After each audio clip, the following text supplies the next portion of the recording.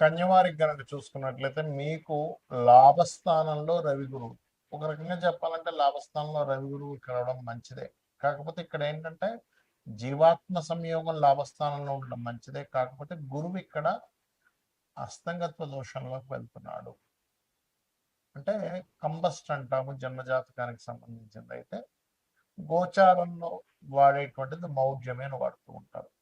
మరి ఈ లాభస్థానంలో ఈ గ్రహాలు చతుర్థ సప్తమాధిపతి అయినటువంటి గురువు అస్తంగత్వ దోషంలోకి వెళ్ళినందుకు మీకు కలిగే ఫలితాలు ఏమిటి, మరియు మీ జన్మజాతకంలో కనుక ఏదైనా గ్రహం, ఇప్పుడు మనకి మిగతా గ్రహాలు ఉంటాయి కదా, చంద్రుడు, గురువు, శుక్రుడు, శని ఇవన్నీ ఉంటాయి కదా, ఇవి ఏదైనా భావనలో కంబస్ట్ అయినప్పుడు మీరు ఎటువంటి విషయాల్లో జాగ్రత్త వహించాలి, అది కూడా 8 డిగ్రీల లోపల అవ్వాలి, మరియు ఏ దేవతారాధన చేసుకోవాలి అనేటువంటి అంశాలు చెప్తుంది. నేనైనప్పటికీ చెప్పిస్తుంది సాక్షాత్ లలిత అమ్మవారిగా భావిస్తూ ఆ లలితాంబిక అమ్మవారి యొక్క అనుగ్రహం మీకు పరిపూర్ణంగా కలగాలని మనస్ఫూర్తిగా కోరుకుంటూ, ఇక్కడ మీరు ఏదైనా ఒక ల్యాండ్ తీసుకునేటప్పుడు లేదా ఒక ప్రాపర్టీ కన్స్ట్రక్షన్ చేసేటప్పుడు ఏదైనా విద్యా సంబంధించిన విషయంలో కొంచెం జాగ్రత్తగా ఉండండి. అలాగే మీ యొక్క జీవిత భాగస్వామి యొక్క కెరీర్ విషయంలో కూడా ఇక్కడ జాగ్రత్తగా ఉండాలి. ఎందుకంటే సప్తమం నుంచి దశమ స్థానం కూడా ఉంటుంది గురువు. కాబట్టి మీ జీవిత భాగస్వామి ఎక్కడైనా రాంగ్ స్టెప్ వేస్తున్నారా, ఉద్యోగం విషయంలో, ఉద్యోగం ఎక్కడైనా ఒప్పుకునే విషయంలో కావచ్చు, ఉద్యోగం మారే విషయంలో కావచ్చు, ఉద్యోగాన్ని వదిలేసే విషయంలో కావచ్చు, రాంగ్ స్టెప్ పడుతూ ఉంటుంది, చూసుకోవాలి. మీరు ఏదైనా వ్యాపారం చేస్తున్నట్లయితే, అందులో ముఖ్యంగా స్కూల్స్, కాలేజెస్, పార్ట్నర్షిప్స్లో చేస్తున్నట్లయితే కాస్త జాగ్రత్తగా ఉండాలి ఖచ్చితంగా. ఒక్కొక్కసారి చూడండి, ఒక్కొక్కసారి మనం చిన్న చిన్న రాంగ్ స్టెప్స్ పడుతుంది. ఎందుకంటే లాభస్థానంలో ఉన్నాడుగా, ఈ భూమి చాలా తక్కువకి వస్తుంది, తీసేసుకుంటే మనం దీన్ని ఇంకా ఎక్కువగా అమ్మొచ్చు, చాలా చేస్తుంటారు. వాళ్ళ జాతకంలో గనక ధనం గనక భూమి ద్వారా యోగం ఉంటే గనక వారు 1,00,00,000 భూమి కొని వితిన్ 1 మంత్ 1,50,00,000కి 1,25,00,000 అమ్మేసిన చాలా ఉన్నాయి, 2 కోట్లకి అమ్మినవి కూడా చాలా ఉన్నాయి.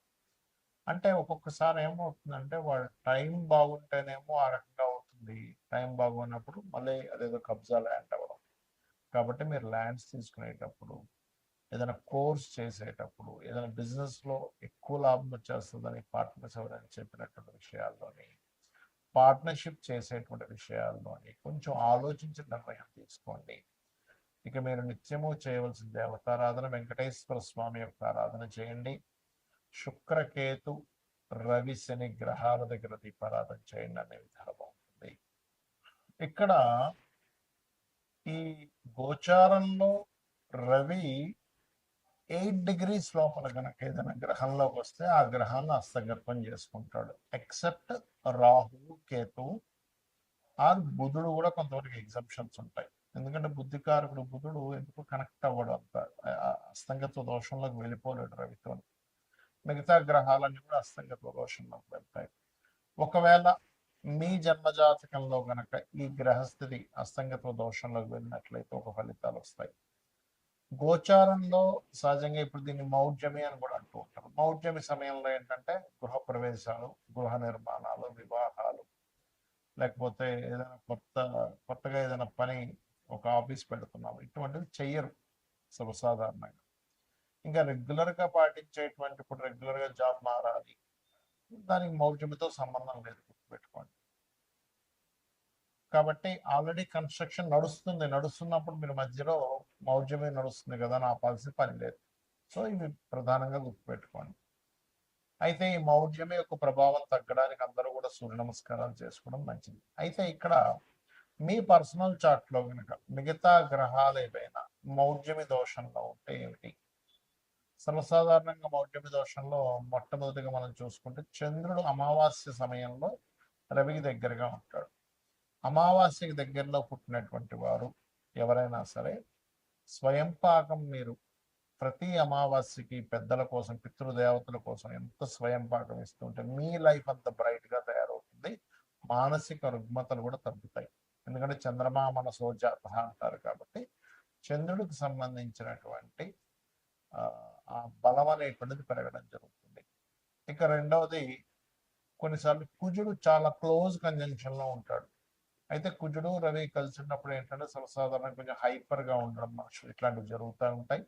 కాకపోతే ఈ కుజుడు ఎవరికైనా రవికి చాలా దగ్గర డిగ్రీల్లో 8 డిగ్రీల లోపల కనుక ఉన్నట్లయితే మీరు ఏదైనా పొలాలు కానీ స్థలాలు కానీ ఏదైనా మిషనరీస్ కానీ కొనుగోలు చేసేటప్పుడు కొంచెం ఆ రవి మహాదశలు కానీ కుజుడు మహాదశలు కానీ రవి కుజ అంతర్దశలు కానీ జరిగేటప్పుడు ఎట్టి పరిస్థితుల్లో తీసుకోకూడదు. అందులో ప్రత్యేకంగా మీకు ఇది 4వ భావ సంబంధం వస్తే మరింత జాగ్రత్తగా ఉండాలి.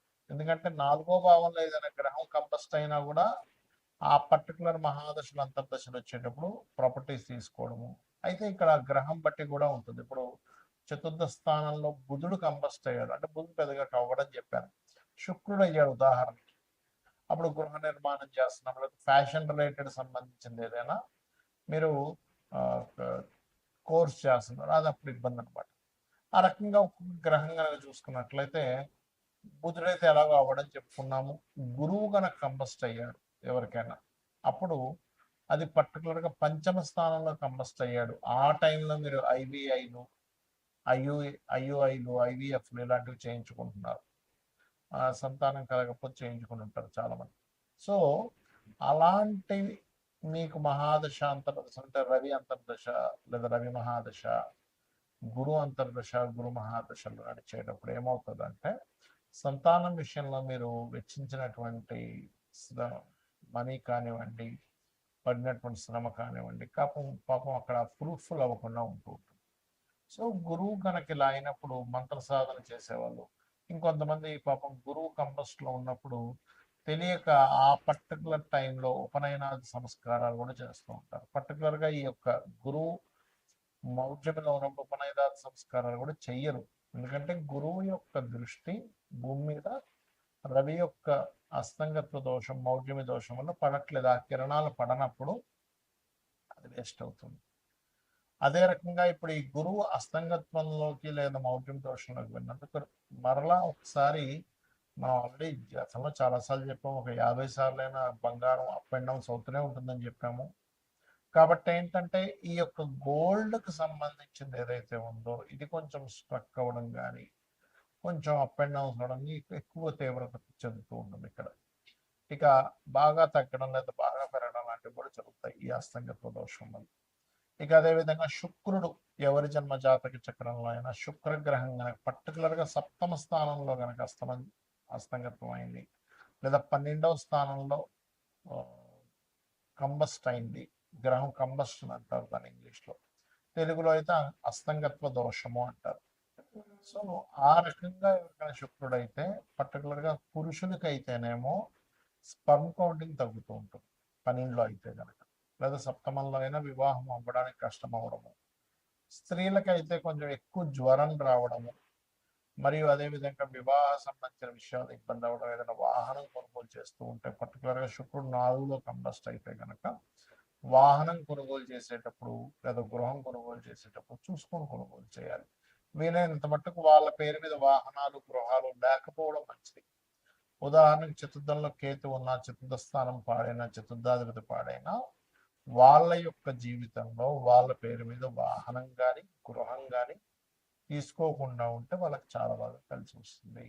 అంటే వాళ్ళ జీవిత భాగస్వామి పేరు మీద వాళ్ళ పిల్లల పేర్ల మీద తీసుకోవాలి. అదేవిధంగా శని కనుక బాగా క్లోజ్ కంజంక్షన్స్లో కనుక వెళ్ళిపోయి ఇంకొక పాపగ్రహం కూడా యాడ్ అయితే తల్లిదండ్రులు అంటే తండ్రికి కొడుక్కి వచ్చేటువంటి ఇవి ఇబ్బందులు ఎక్కువ ఎదురవుతూ ఉంటాయి, గుర్తుపెట్టుకోండి. అదొకటి. అదేవిధంగా ఇప్పుడు రాహుకేతువులకైతే అస్తంగత్వ దోషం ఉండదని చెప్పుకున్నాం. కాకపోతే రాహుకేతువుల దగ్గరికి ఎప్పుడైనా రవి ముఖ్యంగా రాహు దగ్గరికి వెళ్ళినా లేదా చంద్రుడు రాహు దగ్గరికి వెళ్ళినా రవి చంద్రులు ఇద్దరు పాడవుతుంటారు. కాబట్టి అప్పుడు ఏం చేయాలి, రాహుకి రెమెడీ చేసుకుంటున్నారు. రాహుగ్రహానికంటే దుర్గాదేవి ఆరాధన చేసుకోవడము, మినుములు దానంగా ఇవ్వడము, గారెలు నైవేద్యంగా పెట్టడము, బెల్లపు ఉండలు ఒక 4 ఉండలు గోవుకు తినిపించడం ఇవి చేస్తూ ఉండాలి. అప్పుడు ఖచ్చితంగా వారికి ఆ దోష పరిహారం అనేటువంటి జరుగుతుంది. రావి చెట్టు చుట్టూ ప్రదక్షిణాలు చేస్తూ వాటి మీద సర్ప ప్రతిష్ఠ చేసిన, అంటే సర్పాలు అక్కడ ఉంటాయి ప్రతిష్ఠ చేసిన వాటి మీద పసుపు కుంకుమ గంధం కలిపి నీటిని వేయండి. అన్ని విధాలా మీకు బాగుంటుంది. శ్రీమాత్రేయ నమః.